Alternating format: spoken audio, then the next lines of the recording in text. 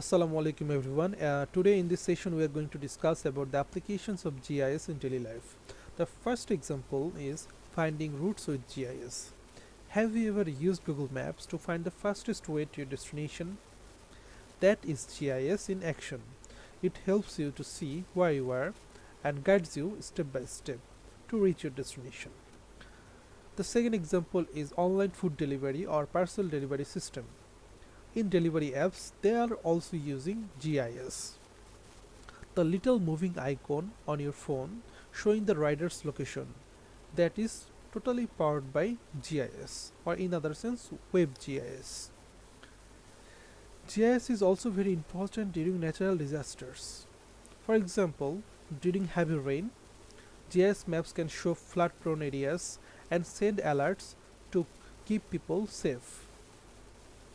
In agriculture or farming sector, GIS and satellite images help farmers.